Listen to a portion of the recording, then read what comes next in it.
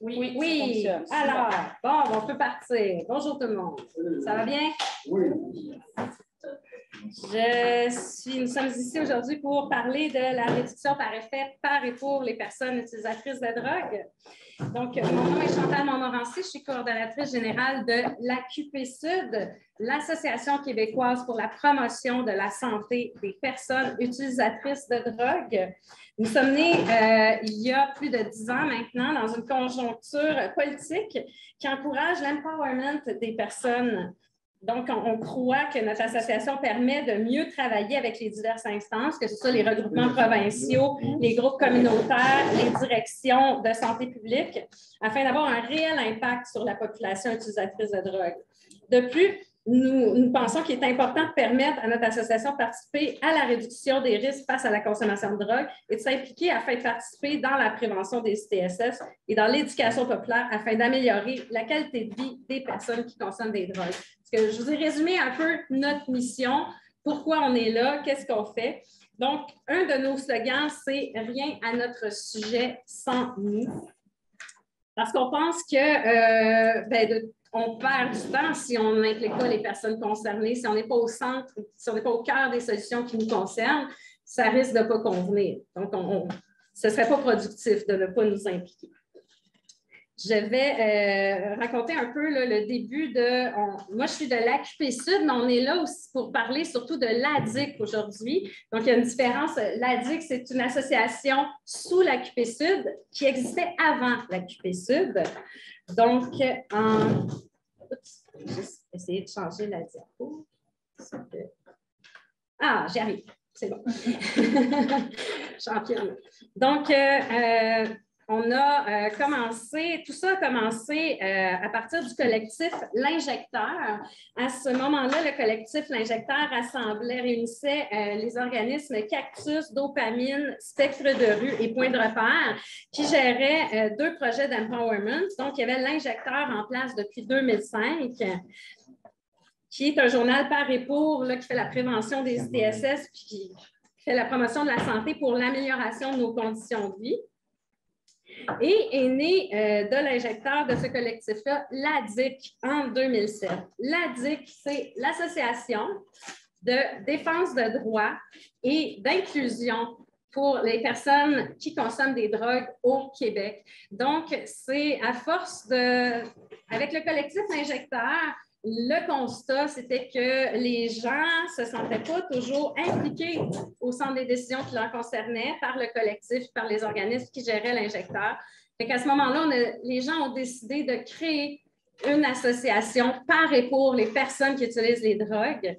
Donc, ce sont principalement des gens autour de l'injecteur, puis qui écrivaient, puis qui collaboraient à l'injecteur au départ, là, puis qui s'impliquaient dans les organismes ressources qui ont donné naissance à l'ADIC.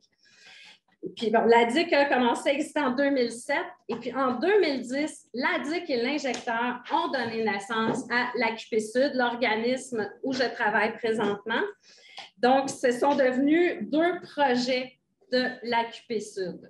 L'AQP Sud, qui est, je rappelle, l'Association québécoise pour la promotion de la santé des personnes utilisatrices de drogue. L'objectif, c'était de s'autonomiser. À ce moment-là, on était fiducié chez l'organisme Cactus, l'organisme n'avait pas sa direction générale, fait que les décisions étaient prises dans un autre organisme et on ne sentait pas qu'on était bien représenté à ce moment-là. Fait qu'il y a eu une démarche d'autonomisation. Donc, c'est à partir du 9 novembre 2010 qu'on a créé les règlements généraux de l'AQP Sud. Et puis, en 2012, on a commencé officiellement là, à devenir autonome, puis on n'était plus fiducié, puis on n'était plus domicilié non plus au bureau de Cactus Montréal. Je vais vous faire écouter un court vidéo qu'on a fait sur une ligne de temps un petit peu sur l'ADIC à travers le temps. Ça dure une petite minute, puis on revient tout de suite après.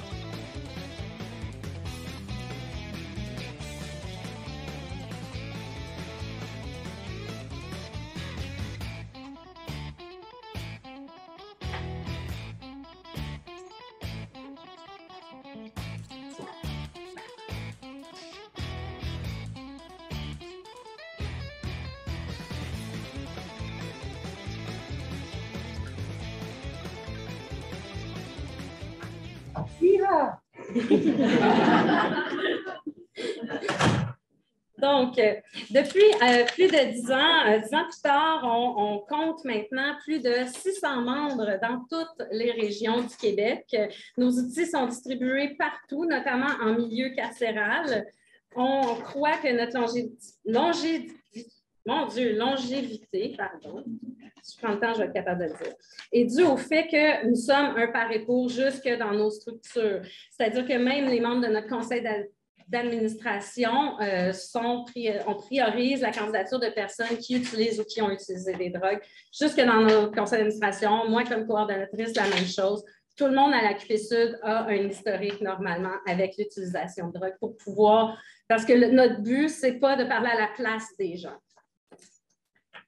Et justement, comme mon but, ce n'est pas de parler à la place des gens, comme j'étais plus autour que dans l'ADIC à ce moment-là, pour vous raconter un peu l'histoire de l'ADIC, tout ce qu'on a réussi à faire, on a invité aujourd'hui Rémi Pelletier, qui est un des membres fondateurs de l'ADIC, va pouvoir vous parler de son parcours qui est assez impressionnant de fonder de partir de militant à fonder un organisme. Maintenant, il travaille avec nous à nos bureaux à Montréal. On a tous des parcours intéressants. Là, les gens que vous avez rencontrés, c'est vraiment intéressant. Il y a Alexandre Pelletier, qui est un membre de l'ADIC Québec, qui a participé à la création de l'Interzone, qui est le centre d'injection supervisé à Québec. Sophie Sénécal, qui est membre fondatrice aussi de l'ADIC, c'est elle, entre autres, qui a fait tout le rapport sur l'historique qui nous a permis de présenter la vidéo que vous avez vue. Jusqu'à maintenant, c'est la mémoire de l'ADIC. Elle a rassemblé toutes les archives là, pour qu'on ne perde jamais cette mémoire-là. Et puis, elle a été chargée de projet. Elle a cumulé différents titres à la QPC. Elle a déjà été rédactrice, je pense, chargée de projet. Puis le plus récent, c'était chargée de projet Illumination. Vous avez peut-être été en contact avec elle cet été pour l'illumination du 31 août. Donc, je vous laisse avec Rémi. Je vais juste me pousser un petit peu sur le côté, puis je vous laisse avec Rémi Pelletier, qui est membre fondateur de l'ADIC et rédacteur à l'Injecteur. Merci, Chantal. Bien, comme Chantal vient de le dire, j'ai été rédacteur, donc c'est une lecture que je vais vous faire parce que je ne suis pas capable de performer comme madame debout sans... Fait que voilà, introduction. Bonjour à tous. Je vais commencer par vous faire une courte biographie de mon humble personne. En 1995, je suis parti vivre en Abitibi. Certains pourraient se demander ce qui motive un choix comme ça. Qui quitterait Montréal pour une région éloignée? La raison est très simple. Je me suis sauvé de ma dépendance au smack ou à l'héroïne. Dépendance que je traînais depuis presque 3 ans, dont 2 de soumission totale à cette drogue. Ça a fonctionné. Pendant 8 ans, j'ai été clean. Replongé. Puis, un jour, je me suis disloqué une épaule et le docteur m'a prescrit des Tilodides. Les Tilodides, c'est des opiacés, comme vous savez probablement. Parlons-en des Tilodides. Inutile de dire que mon cerveau, mon corps et mon âme ont rapidement reconnu l'effet. Quand le docteur a décidé que les pilules étaient assez, comme plusieurs, j'ai dû me tourner vers la rue. Arrimage Jeunesse et Jeunes Volontaires. On va revenir, si vous voulez bien, en 1999-2000. Arrimage Jeunesse, c'est l'organisme qui emploie les travailleurs de rue en Abitibi. Avec ma copine, en 1999, on a participé à un programme gouvernemental appelé Jeunes Volontaires. Le but était de financer divers projets que des jeunes marginaux nous présenteraient. Tout ça s'est fait en collaboration avec Arrimage Jeunesse qui tenait le chéquier et qui avait l'argent. Puis, début 2000, ma jeune aînée, j'ai arrêté de fréquenter l'organisme. En 2006 et 2008, je suis retourné périodiquement car certaines personnes qui avaient des plugs de pilules y étaient parfois.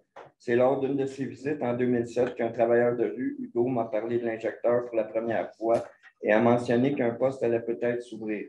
J'ai pris la revue, je l'ai feuilleté, puis probablement que je m'en suis débarrassé après assez rapidement, si j'avais su. Quelques semaines plus tard, Hugo est revenu à la charge et cette fois, il m'a présenté du concret en m'expliquant que le poste d'infoman était disponible et que si ça m'intéressait, la revue m'engagerait. Le poste consistait à écrire pour 3 mois un article sur la réalité des consommateurs dans ma région et les 2 travailleurs de rue trouvaient que je faisais parfaitement l'affaire. Naturellement, comme ça augmentait mes revenus et puis que je pensais bien que je pouvais écrire 500 mots sans trop de difficulté, j'ai accepté en me disant que si ça ne me plaisait pas, il n'y avait rien qui m'obligerait à continuer.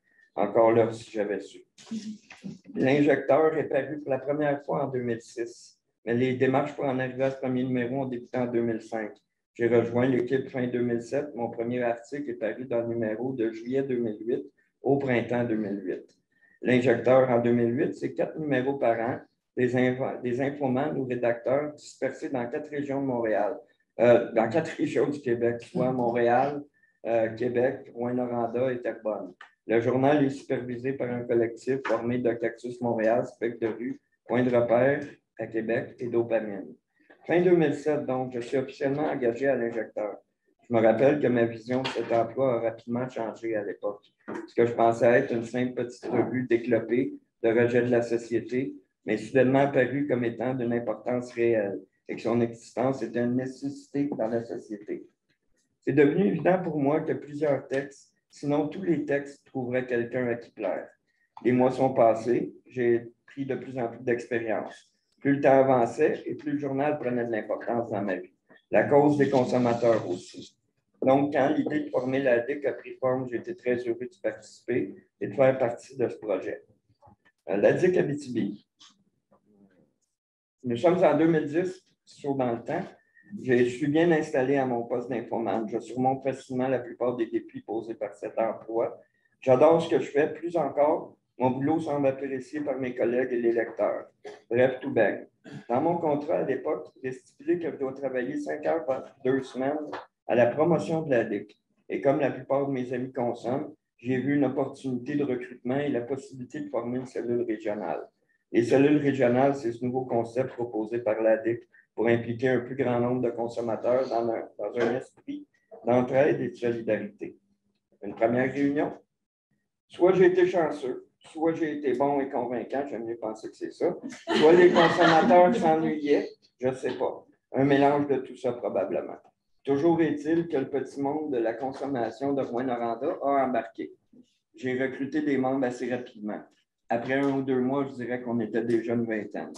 En fait, les premiers membres et le noyau des membres fondateurs de la DIC Abitibi a été recruté au sein de mes amis. Les plus proches au début, puis comme un rocher dans une mare, ceux des cercles un peu plus éloignés.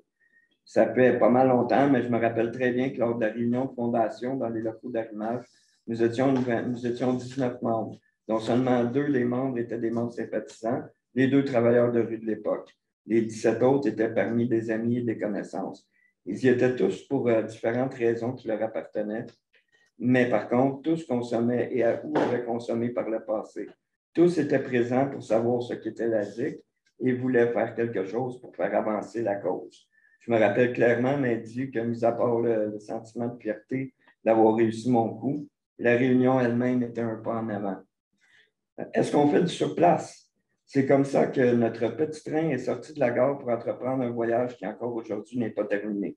Restons encore dans le passé un moment. J'avais organisé une réunion et parlé de la DIC. Nous avions convenu de nous revoir dans 3 mois.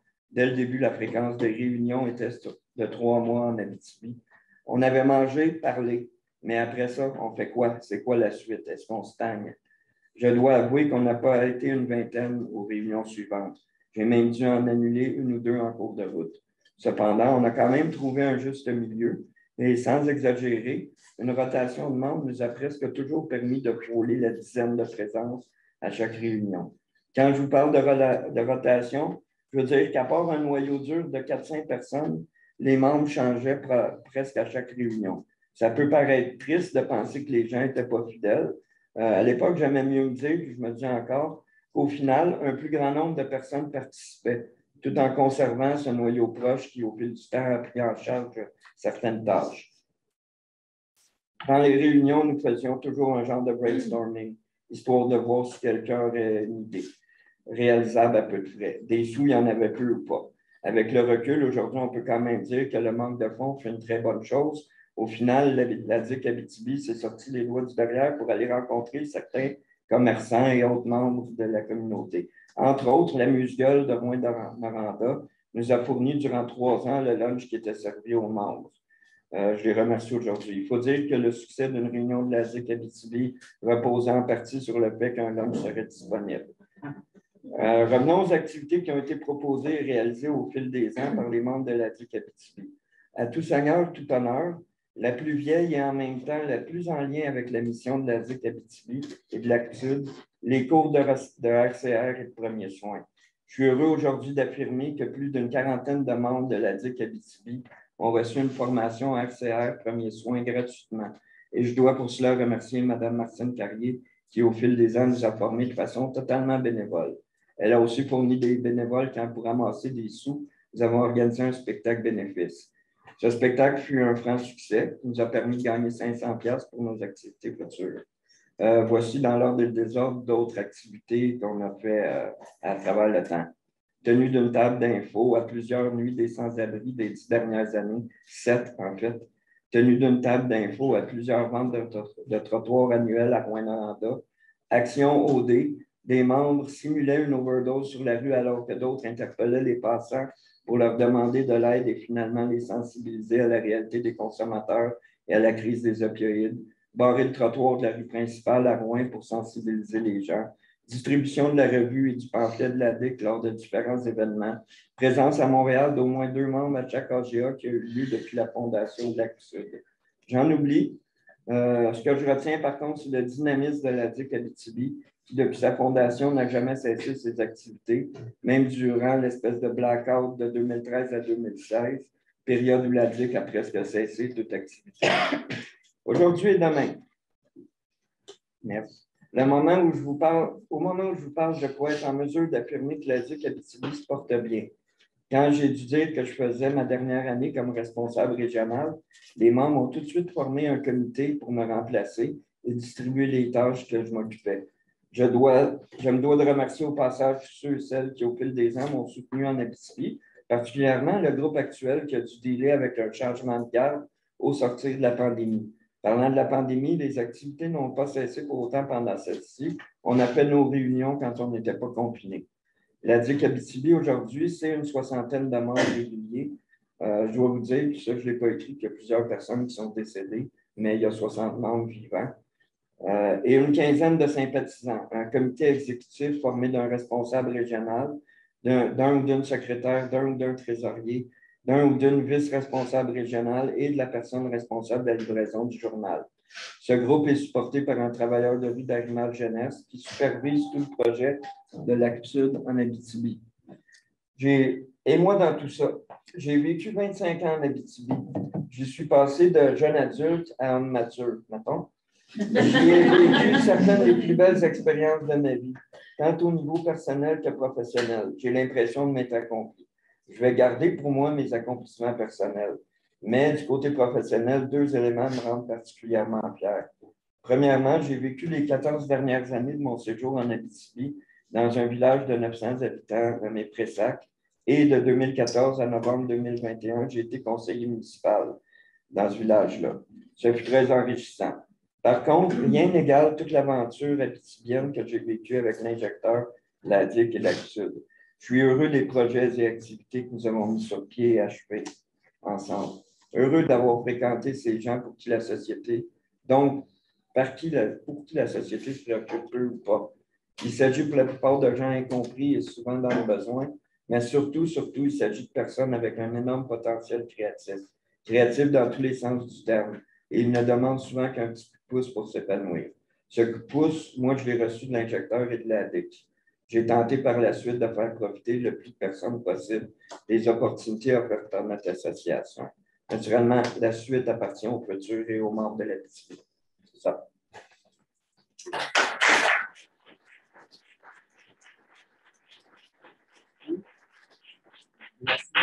je peux prendre une petite minute. Il y a 2 personnes qui m'ont fortement influencé, aidé, participé, qui sont décédées aujourd'hui.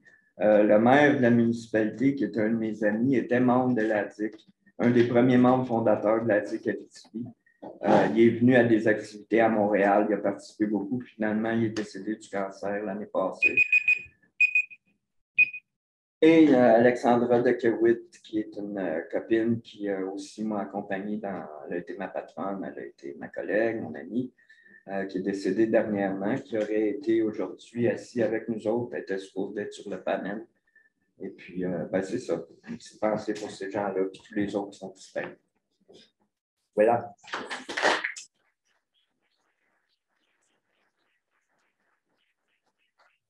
Merci Rémi. Puis je veux m'excuser parce que quand je l'ai présenté, Rémi a été longtemps rédacteur à l'Occupé Sud. J'ai dit qu'il était rédacteur, mais il est maintenant responsable. N'enverse pas toute ta bouteille d'eau, Rémi. Mais il est maintenant responsable des implications. Il a appliqué sur un autre poste qu'il a obtenu. Puis je pense que les gens sont quand même satisfaits. Les personnes que vous voyez ici, même si je pense que c'est un bon match, Rémi, puis l'Actu. Depuis 12 ans, je pense que ça va bien. Ce que je veux dire, c'est que les gens, même s'il y a des gens comme Rémi qui disent qu'ils ont eu un coup de pouce, bien, le petit coup de pouce, c'est rien comparativement à la contribution des personnes que vous voyez ici aujourd'hui. La contribution à l'organisme, c'est pas mesurable, tellement c'est énorme. Et je vais juste prendre 2 secondes pour les Q&A. On dit qu'on ne voit pas la vidéo, fait que je vais juste prendre 2 secondes pour retourner dans le PowerPoint, puis je vais mettre le lien dans les réponses pour que les personnes puissent y avoir accès. Juste un petit 2 secondes. Puis ensuite, je vais vous laisser avec mon collègue. C'est Alexandre Pelletier, qui est responsable, représentant régional pour l'ADIC à Québec. Donc, je vais juste coller le lien.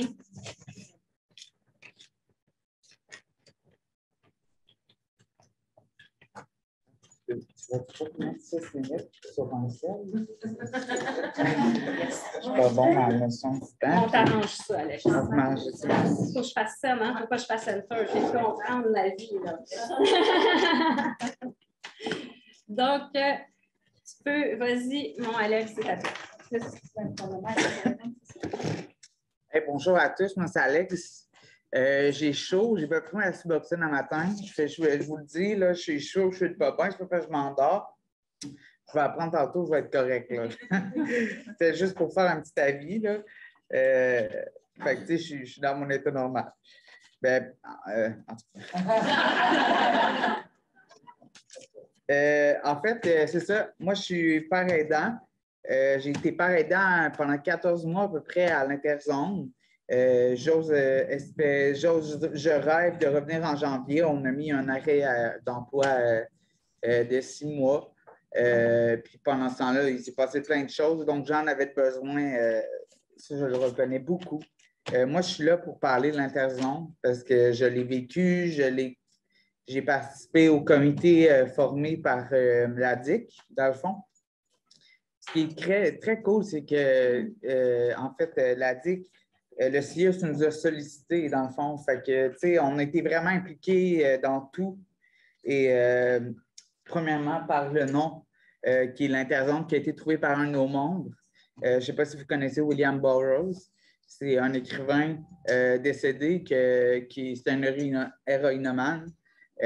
Puis dans son film, dans son livre, Le Festin nu, il y a un lieu qui s'appelle l'Interzone. C'est un pays de fiction, dans le fond, dans son roman, où tout est permis, puis il y a beaucoup de substances. Puis, c'était un petit good to know. C'était l'Interzone, c'est pour ça qu'on appelle ça l'Interzone. Et le SCS, pour ceux qui ne savent pas, c'est Service de consommation supervisée. Donc, ce n'est pas SIS seulement. Il y a des endroits pour s'injecter, mais il y a des endroits pour fumer du crack, fumer du crystal meth. Donc, ça aussi, c'est assez nouveau, là. Ce qui est nouveau aussi, c'est l'implication des pairs à ce point-là. On est vraiment reconnus comme des employés. Tu sais, ce n'est pas bénévole. Puis on est un membre en part entière de l'équipe. Ça amène beaucoup de défis. Mais je vais vous expliquer, dans le fond, l'importance, premièrement, l'importance urgente de l'arrivée du SCS dans la ville de Québec. Cactus, ça fait déjà un bon bout qu'ils sont là. Les premiers SCS à Vancouver, on est en retard, mettons. Il y a eu 10 ans de grosses batailles. Mario Gagnon était là du début à la fin. Il y a eu des grands noms qui se sont battus vraiment pour nous autres. Puis, malheureusement, on a perdu bien du monde dans ces 10 ans-là. C'est bien beau critiquer dans le journal, mais quand c'est toi qui le vis, quand tu dis pas dans ma cour, là, ça a bien du sens. Puis c'est tout le temps des choses contradictoires, parce que pas dans ma cour, ben, c'est où tu veux qu'on aille. Si tu veux pas qu'on aille dehors, si tu veux pas qu'on aille dans la rue, on a besoin d'une place qui n'en avait pas, puis ça faisait 10 ans. Puis les études étaient très positives sur le SCS depuis quelques années. Et là, le fait d'ouvrir un centre n'avait pas nécessairement d'effet négatif majeur.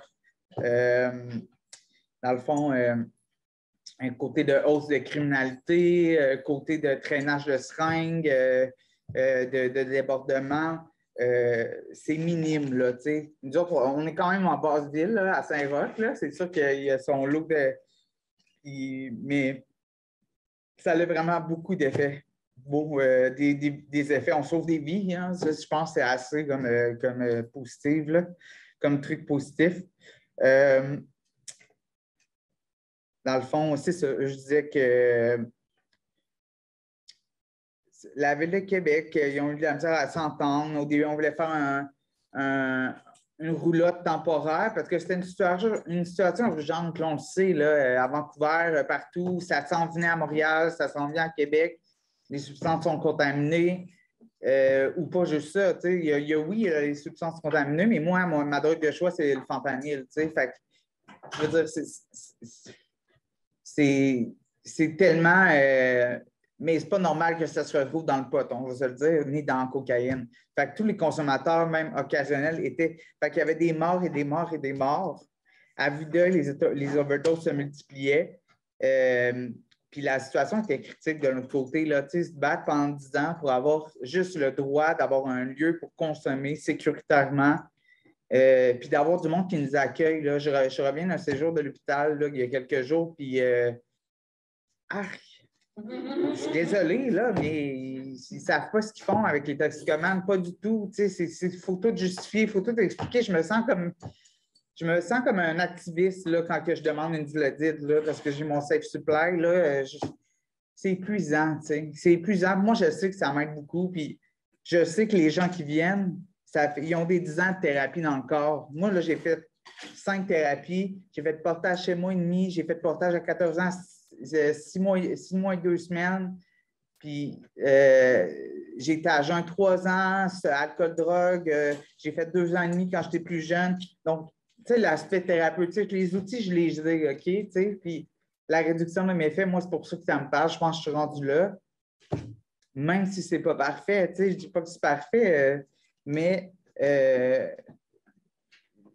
j'essaie de le faire d'une autre façon, dans le fond, puis les SCS me permettent ça.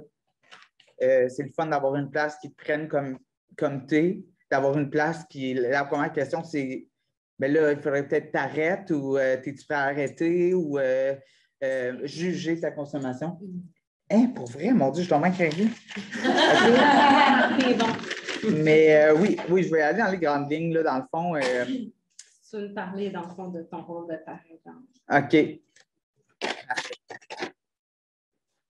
Oui, c'est ça. Mon rôle de père, en tant que père, là, spécialement en interzone, notre poste est profondément reconnu, comme je disais à l'extérieur. Là, à Montréal, des fois, c'est bénévole ou c'est pas à temps plein ou un peu partout dans le monde, les pères aidants sont tout le temps payés. Mais nous autres, on est vraiment un membre d'équipe multidisciplinaire. Il y a un infirmier, il y a un père aidant, il y a un intervenant. Puis ça, c'est riche. Puis je sens que mon poste a été profondément reconnu, puis qu'on nous écoute, puis qu'on est là pour nous autres.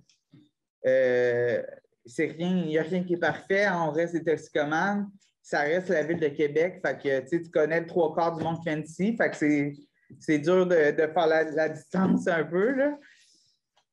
Mais on travaille là-dessus. On travaille là-dessus. C'est normal, écoute. Puis pour moi, personnellement, là, ça me rend très ému de pouvoir mettre un sens à ma souffrance. Puis voir des gens qui sont exactement comme je me sentais, puisque je sais quoi leur dire, tu sais. Fait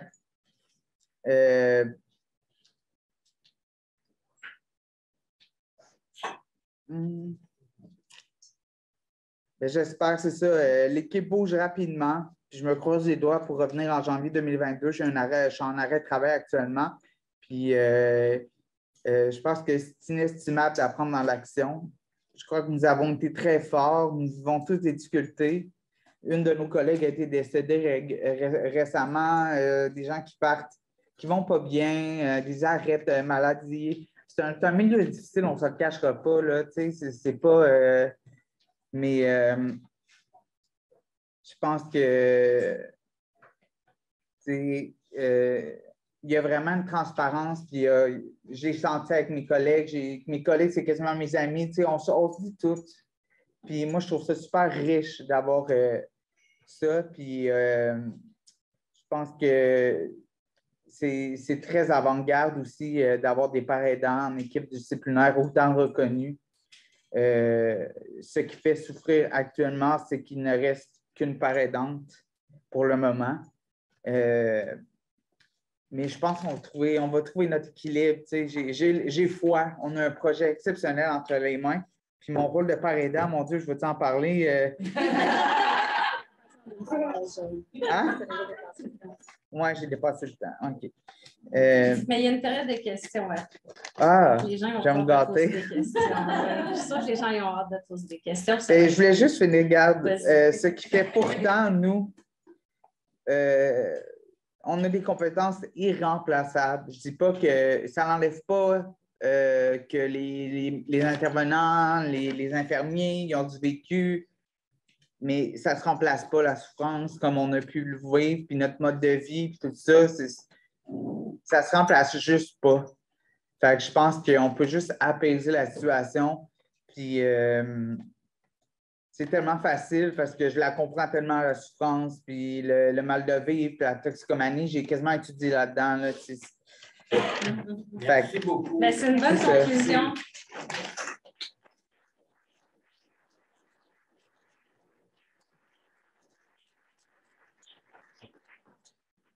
Je vais juste aller voir. Bon, ils disent qu'on va. J'ai encore un message qui dit qu'on ne voit pas la vidéo, mais c'est normal. On avait des problèmes techniques en même temps. C'est ça. Donc, il y avait la conclusion d'Alex. Je pense que c'est vraiment important de dire que ça vaut des années d'université, le savoir expérientiel des gens, tout ce qu'ils ont accumulé comme savoir, qu'on ne pourra jamais, il n'y a pas une salle de cours qui va nous apprendre ça au monde, ça ne se peut pas. Et c'est inestimable, comme Alexandre l'a dit. On va parler maintenant avec Sophie Sénécal, qui a cumulé plusieurs titres à la QP Sud. Le plus récent, c'était chargée de projet pour le projet Illumination. Donc ça, vous avez peut-être entendu parler de l'opération Illumination au cours de l'été. Ce n'était pas la première année, effectivement, qu'on faisait ça. J'avais envie de commencer encore aussi. Il y a beaucoup d'hommages à Alexandra aujourd'hui, mais je voulais souligner le fait que si on a commencé en 2013, en fait, à organiser la Journée internationale de sensibilisation sur surdose au Québec, c'est né de l'initiative d'Alexandra, de sa fougue, de sa volonté de sensibiliser. Puis au début, c'est une très belle photo d'elle, on n'avait presque rien, on faisait ça organisé avec une poignée de journaux, un petit mégaphone, puis par les années, ça a pris de l'ampleur et elle y a contribué. L'opération Illumination, cette année, on s'est joint avec Moms Stop the Arms, avec la QP Sud, mais Alexandra encore était une des précurseurs de cette opération-là. L'année précédente, elle l'avait fait avec l'organisme Le Dispensaire à Saint-Jérôme. Donc, pour nous, c'était important d'en parler, de cette journée qui vise à sensibiliser nous face à nos communautés. Mais c'est ça, des fois, c'est quand même spécial comme moment. Désolée, j'ai dit tellement. Tu veux que je switch tes diapos? Non, c'est correct. Je voulais juste être sûre, là. Donc, c'est ça, comme je vous disais, cette année, on avait déjà essayé dans le passé, autant Moms of the Arm de son côté, puis la QPC de l'autre. Cette année, on a joint nos forces. Ça a été quand même un beau message aussi d'envoyer que les maires se joignent aux personnes qui consomment, d'envoyer ces lettres-là un peu partout.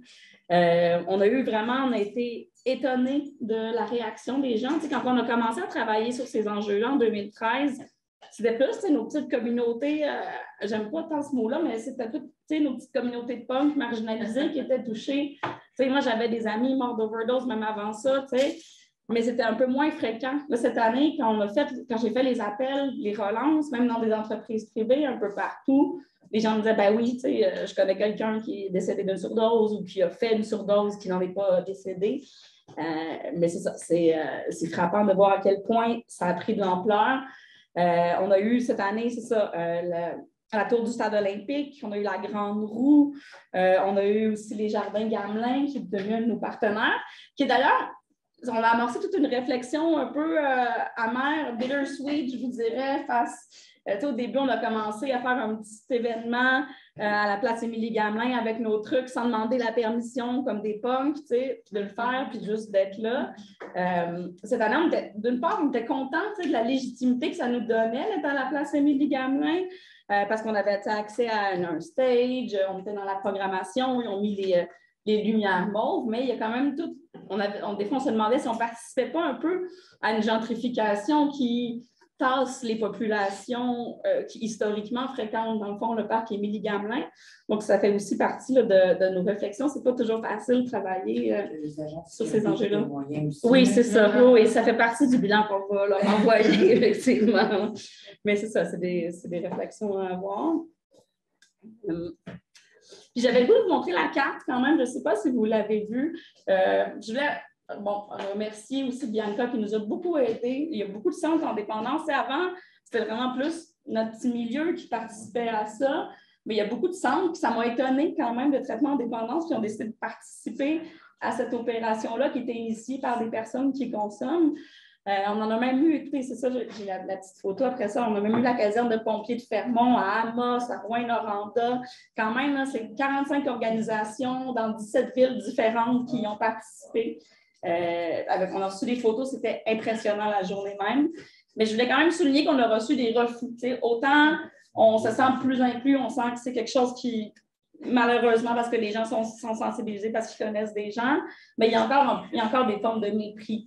Je pense notamment à la Ville de Montréal, avec qui ça a été extrêmement difficile. Dès les premiers moments, on leur a envoyé une lettre, on leur a demandé. On nous a répondu qu'il était malheureusement en travaux, c'était pas possible. Je disais, ben, c'est pas possible, vous avez plein d'autres, vous avez des parcs, vous avez le biodôme, vous pourriez mettre un drapeau, tout ça. Je n'ai pas eu de réponse à cette lettre, il a fallu que j'en renvoie 2 autres.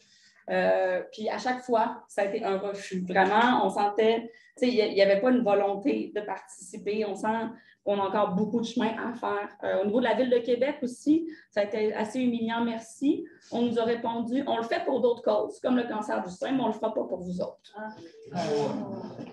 À l'Assemblée nationale, on s'est fait répondre au début non pour des raisons de sécurité. On voit comme si on est de facto des personnes dangereuses. Ils se sont repris parce qu'on aurait réécrit par la suite pour dire j'aimerais que vous m'expliquiez c'est quoi ces raisons de sécurité-là. Là, finalement, il faut qu'on dépose une motion, ce qu'on va faire l'an prochain à l'Assemblée nationale pour demander là, que l'Assemblée nationale soit en mauve. On espère qu'il va en avoir d'autres qui vont se joindre à nous. Puis on espère aussi que ça ne va pas juste s'illuminer, mais que ces actions-là, que toute cette solidarité-là mène à des actions concrètes aussi à un moment donné, parce que ce n'est pas vrai qu'il n'y a rien à faire pour arrêter les surdoses et pour arrêter cette crise-là, puis pour nos communautés.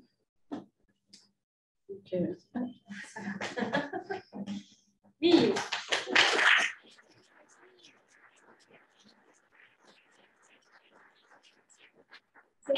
C'est vraiment énorme. Ah oui, ça, les petites photos, je ne les ai pas montrées. Oui, on va vous les montrer. Puis il y en a beaucoup d'autres. Il y en a plein d'autres, on va éventuellement, mais ça aurait été long de vous montrer toutes ces photos-là. Mais il y a la QCD, j'avais le goût de les montrer parce qu'ils nous ont beaucoup aidés aussi à faire circuler le message. Merci beaucoup. Je voulais vous montrer aussi, il y a des gens qui qui me disent on n'a pas de gros building, c'est difficile, mais pour la gang de plein milieu, vous voyez ce qu'ils ont fait? Ils ont pris une photo qu'ils ont mis sur les réseaux sociaux, ils se sont illuminés eux-mêmes. Il y a toutes sortes de façons de démontrer sa solidarité. Puis moi, ce que je trouvais drôle, c'est que la Ville de Montréal nous a dit non, mais que la Ville de Fermont nous a dit à bras-le-corps, oui, on en a des surdoses ici qui arrivent.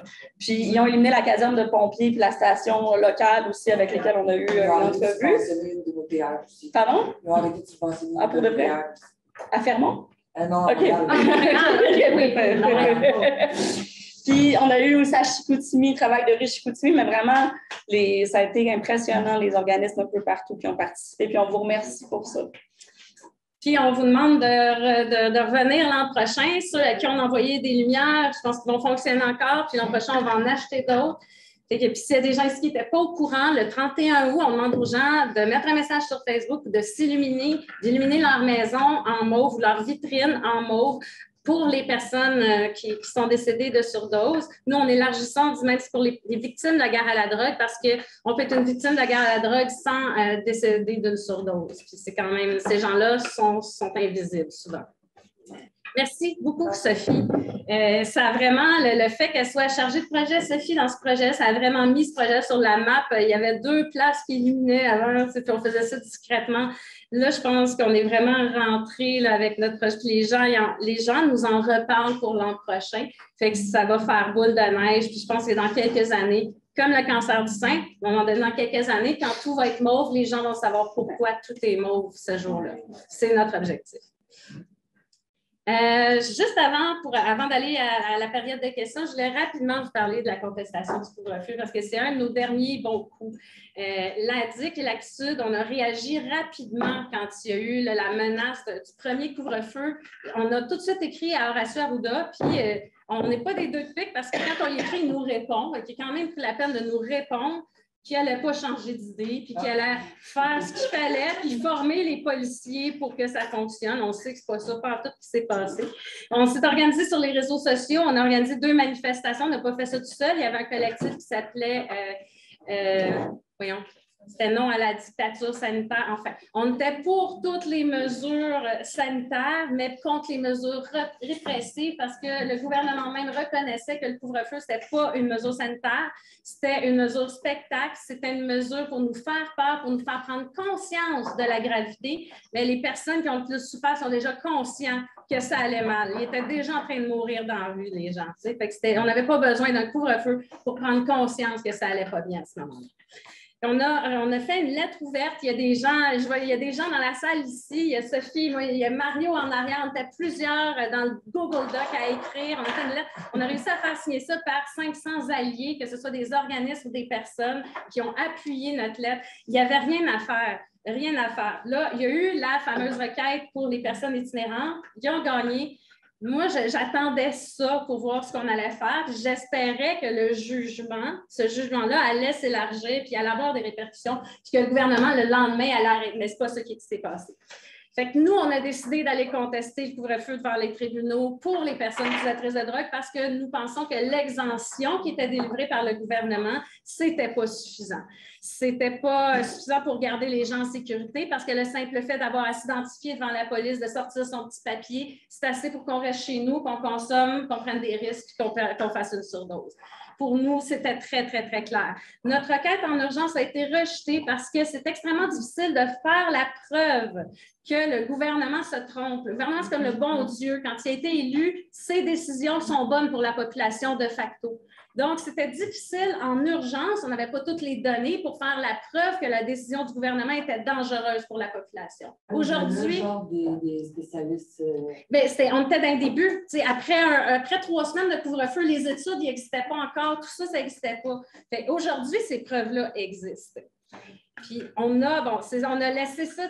Notre requête en urgence n'a pas marché, mais on attendait un jugement sur le fond. C'est sûr qu'on a plein d'autres chats à fouetter à la QP Sud, puis on était tous aussi naïfs que le reste de la population. On pensait tous qu'il n'y en aurait pas d'autres couvre-feux. Fait que pour nous, ce n'était pas ce qui était le plus urgent. On disait notre cause sera entendue, catastrophe attendue. Le 23 décembre, j'ai commencé à me stresser parce que j'ai commencé à avoir des appels. Le 23 décembre 2001, on me dit qu'il y a un couvre-feu qui s'en vient peut-être demain, le 24, peut-être dans une semaine. J'ai écrit des courriels à Horacio Arruda, Mylène Drouin. Cette fois-là, on ne m'a pas répondu. Mais je sais que Mylène Drouin de la Santé publique de Montréal a écrit à Horacio. Ça a sorti dans les journaux, ce email-là, puis elle reprenait mes mots. Est-ce qu'elle disait que les conséquences seraient dramatiques chez les personnes qui utilisent des drogues et les personnes vulnérables? Donc, la DRSP de Montréal a vraiment appuyé la DIC à ce moment-là, mais c'est vraiment la santé publique là, du Québec qui était complètement sourde jusqu'à ce qu'on fasse assez de bruit pour alerter d'autres gens. Les drogués, ça n'énerve pas personne.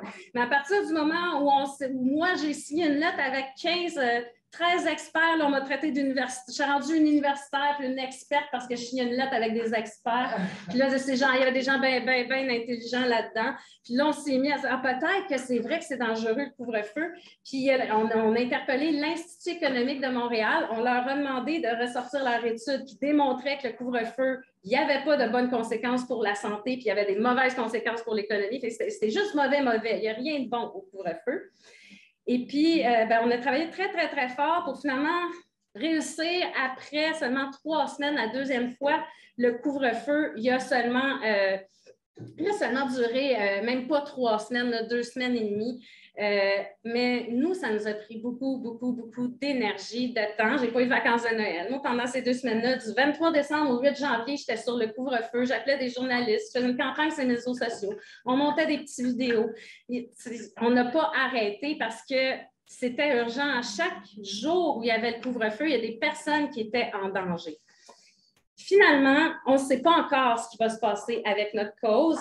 On m'a appelé juste avant les élections pour essayer de me convaincre de laisser tomber la cause. On m'a dit que le gouvernement allait sûrement plaider que c'est plus d'actualité, puis qu'il réussirait à convaincre le juge, mais moi, je veux quand même qu'on se rende devant le juge parce que je veux qu'il y ait une petite chance qu'on puisse se prononcer. On aurait voulu établir un précédent pour faire en sorte que plus jamais un gouvernement ne puisse instaurer un couvre-feu sans avoir en main les preuves que c'est efficace, puis que c'est ça la solution. Si on n'est pas en mesure de démontrer que c'est la solution pour le bien-être de la population générale, on ne devrait pas imposer de telles mesures répressives à l'ensemble de la population qui ont un impact très négatif et beaucoup plus dramatique chez les personnes qui sont vulnérabilisées. Donc, c'était un peu la bataille la plus récente de la DIC, puis c'est parti de la base. C'est parti, si j'ai travaillé pendant mes vacances, c'est parce qu'il y avait des membres qui m'appelaient. C'est parce que les gens nous appelaient au secours, puis demandaient qu'est-ce qu'on peut faire, qu'est-ce que vous allez faire, parce qu'on est l'association qui représente les personnes utilisatrices de drogue. Fait que c'était la dernière bataille, puis on l'a vraiment menée au nom des personnes, les personnes qui en avaient le plus besoin. On ne sait pas où ça va mener. Ça se peut qu'on perde, ça se peut qu'il ne se passe rien avec ça, puis que ça tombe, que le juge dit on n'entend plus cette cause-là. Mais si c'était à refaire, je pense qu'on le referait. Je pense que ça vaut la peine. Il faut toujours résister. Puis je pense que même si nous, on n'a pas été nommés, puis même si ça ne paraît pas, moi, je sais le travail que j'ai fait avec les gens à qui j'ai parlé, je sais que si ce n'était pas parti de la DIC, le couvre-feu, il aurait duré beaucoup plus longtemps en 2022, probablement jusqu'au printemps. Fait que c'était un peu nos présentations. Je vous remercie de votre écoute. Puis on a laissé ici.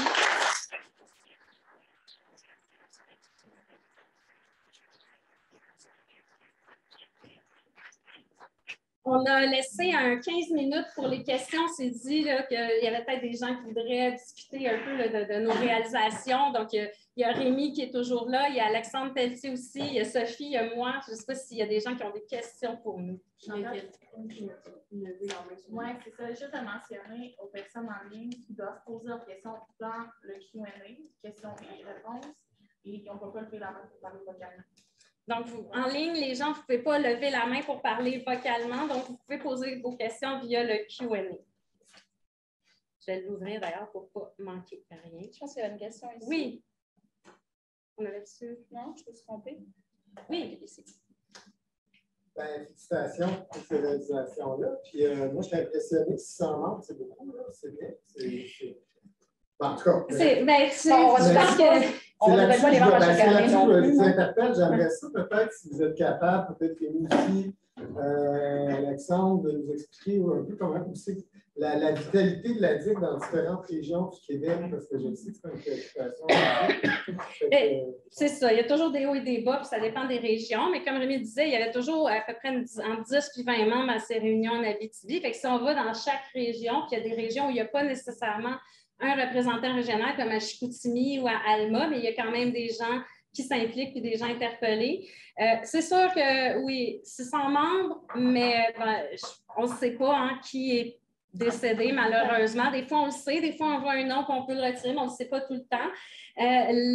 Nos règlements, on les a déjà modifiés parce que pour notre communauté, ça n'avait pas de bon sens de dire aux gens qu'il fallait renouveler leur membership à chaque année ou payer 2 $ puis leur délivrer une carte de membre. Ça, c'est 3 choses qu'on ne fait pas. Il n'y a plus de carte de membre, tu n'as plus besoin de ta carte, là, parce que c'est trop facile à perdre. 2 $, c'était même pas, on a décidé que c'était gratuit pour devenir membre de la DIC et de l'AQP Sud, et on est membre à vie, parce que justement, on a... Moi, je trouve ça beau d'être membre à mort aussi, là. Oui! Oui, c'est une belle... j'aime l'idée. On en a une, justement, qu'on ne laissera jamais partir. Mais c'est vrai que c'est comme un enjeu quand même. Là, quand on a refait la liste de contacts pour l'opération Illumination cet été, moi, je suis là depuis le début, puis j'étais comme, OK, cette personne-là, je sais qu'elle est décédée. Celle-là, je ne suis pas sûre. J'ai entendu 2 affaires différentes. C'est quand même tough. Je peux en nommer 10, moi, qui sont décédés. Mais ce n'était pas la question de monsieur. Un peu, mais là, mais pour le recrutement, moi, ma situation, c'est pas comme à Montréal, c'était à Rouyn-Noranda, où c'est que le milieu de la consommation est assez restreint jusqu'à un certain point. La manière que je recrutais, c'est aussitôt que je voyais quelqu'un que je savais qui consommait, ou ça venait à mes oreilles, que ça soit que j'étais assis chez un pusher, peu importe, j'allais le voir et je lui demandais, hey, as-tu entendu parler de ça? C'est le même que j'ai recruté. On a été longtemps la deuxième région qui en avait le plus. L'Outaouais nous a dépassé à un moment donné. Puis Québec, surtout éventuellement, mais c'était ça la manière de recruter, c'est le bouche à oreille principalement. Puis, tu sais, dans les régions où ça fonctionne le mieux depuis le début, c'est aussi des endroits où il y a des organismes qui soutiennent, tu sais. Comme Arimage Jeunesse t'a beaucoup aidé. Mario, avec Point de repère, a aidé depuis le début. Puis, tu sais, oui, on est autonome, mais on a quand même besoin d'avoir des espaces pour être capable de s'organiser, de se réunir, puis d'organismes qui ne vont pas nécessairement décider pour nous autres qu'est-ce qu'on a à faire, qui, tu sais, c'est ça, qui comprennent qu'on est autonome là-dedans. Fait que c'est pas toujours facile de trouver le bon équilibre. Tu sais. J'aurais pu parler juste de l'organisme partenaire là, pendant 12 minutes. Ça, il y en aurait eu en masse. C'est sûr que c'est nécessaire. C'est vrai que je pense qu'il y a à Montréal aussi, depuis que Rémi est à Montréal, le nombre de membres de l'ADIC Montréal a vraiment beaucoup augmenté. Rémi recrute. Rémi recrute. On est ici, on est dedans, comme l'ADIC. Montréal avait été laissé de côté depuis que Rémi est arrivé. Il y a comme tout ravivé ça. Il y a plein de nouveaux membres. C'est vraiment cool de nous voir. C'est super bien. Merci, collègue. Je viens de faire un rougeole. Je vais te sauver qu'à rougeole, je pense qu'il y avait Mario qui est en arrière qui voulait vous poser une question aussi. Mon père est résident dans la région du Québec. C'est ça. Oui, le tournée nationale. Écoute, je suis parti en ligne, je fais ça pour mais surtout, souligner le travail de mon poste aussi, qui devra être, à mon avis, un facteur organisationnel important provincialement. Moi, j'ai vraiment aimé changer quelques informations. On a un peu débordé un peu en retard. C'est sûr que pour retenir ça, en tout cas, je vais dire d'avoir quelqu'un provincialement qui va dire que c'est difficile des fois, en fait, les vacances de sa vie dans un mouvement avec l'activité pour la journée d'illumination, je pense. Et l'autre affaire en disant, je sais dans mon village, c'était particulier. Je comprends aussi comment c'est particulier dans mon village. J'étais aussi dans un cas comme ça, on peut aller jusqu'à une action sociale d'illumination baveuse. On peut dire comme ça. Là où je trouve, je pense qu'il faut se prendre d'avance. Mais c'est pas tout le monde qui est d'accord. Tu vois, j'ai parlé à une personne de Québec qui trouvait que c'était confrontant d'aller à l'hôtel de ville. Fait que je suis comme, bon, OK, on n'a pas toutes les mêmes, les mêmes bases d'organisation politique. On se disait, aller poser une question à l'hôtel de ville, c'est quand même assez soft, c'est pas trop méchant, mais il y en a qui c'est trop. Fait que c'est ça. On parle tous avec des sensibilités différentes aussi. Là. On va attendre à PE. Qui avait travaillé récemment, c'est dimanche. Ça a tout changé. Les deux Français, c'est l'affaire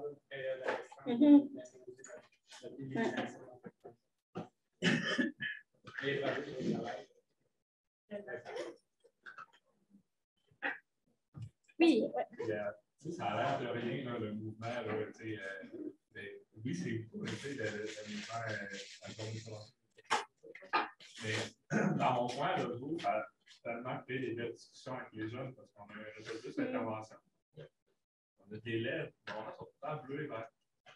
Les animaux pendant une méchante après. On a plugué tout ça. Vous en avez à Dolbeau aussi? Par rapport à ça. Merci pour ça. Merci à vous autres. C'est magnifique. Je ne savais même pas qu'il y en avait à Dolbeau. Je vais le rajouter dans la liste. On va le rajouter. Ça fait 18 villes finalement. Oui, puis je sais que la passerelle d'Alma était illuminée. Il y a beaucoup de... Il y a des gens que c'est ça. Il y a des endroits où on est passé par-dessus. Il y en avait tellement, mais c'était tant mieux. On va se réorganiser comme pour l'an prochain aussi parce que c'était... J'ai travaillé fort, mais c'est que si ça prend encore plus d'ampleur l'an prochain, il va falloir qu'on fasse des trucs où les gens vont s'inscrire eux-mêmes ou quelque chose comme ça dans la liste, parce que sinon, on va en perdre des petits bouts encore, je pense. Est-ce qu'on a d'autres questions? Oui. Juste pour la petite histoire, faire une anecdote, comme des fois, on ne sait pas ce qui arrive. On a demandé à la Ville de Montréal qui ne voulait pas, qui ne voulait donc pas. On a décidé d'aller faire une action après le 31 août. On est arrivé, on a contourné la belle hôtel de ville qui est toute en réparation. On est arrivé sur le seul côté qui n'était pas en réparation. Il y a une belle petite fontaine, il y avait des lumières montes dedans. La personne qui a lié tout le long, qui ne voulait pas participer, aurait dû aller voir au bout du corridor à sa fenêtre. Il y avait déjà des lumières montes dans leur fontaine. Elle aurait pu dire, les gars sont là, contentez-vous de. Mais même pas. La Ville de Montréal, on est extrêmement déçus parce qu'on a essayé de les amener à nous proposer quelque chose, puis on n'a pas voulu. Puis la Ville de Montréal affiche un drapeau avec le logo de Belle pour Belle Cause. Là. Puis notre drapeau à nous autres, non, c'est pas intéressant. On l'a pris dur, on n'est pas de bonne humeur. D'ailleurs, probablement que Belle les paye pour ça aussi. Probablement. Mais si la ville a refusé, c'est qui gère genre la roue puis le stade? C'est pas la ville. C'est pas la ville, le stade. La roue, c'est comme une compagnie, puis le stade, c'est le stade. C'est juste qu'il a fallu se prendre d'avance, dans le fond. On a eu la Bibliothèque nationale et Archives du Québec. Je me suis un peu humiliée quand même pour qu'on ait ça par courriel. J'ai souhaité félicitations à Marie-Grégoire parce que je la connais de quand j'étais enfant. Des fois, il faut passer par des contacts comme ça. Là. Dans le fond, son père, c'était le voisin de ma mère. Fait que là, j'ai écrit, je pense que je suis en crise d'adolescence la dernière fois qu'on s'est vu. Puis, félicitations pour ton poste. Tu voudrais-tu éliminer? Puis là, elle a comme répondu positivement. Des fois, il faut passer un peu sneaky comme ça là, pour avoir des affaires. Ça a marché. Oui. Le résultat, ça va plusieurs. Merci beaucoup pour votre écoute. Si jamais vous êtes intéressés, je voulais vous dire le chandail que je porte, qui a été dessiné par Rémi. Puis il est en vente sur notre boutique Red Bubble, si jamais vous en voulez un. Puis c'est pas si cher. On a réduit la marge de profit au maximum. Là. Notre but, c'est pas de faire des profits. Yes. Merci.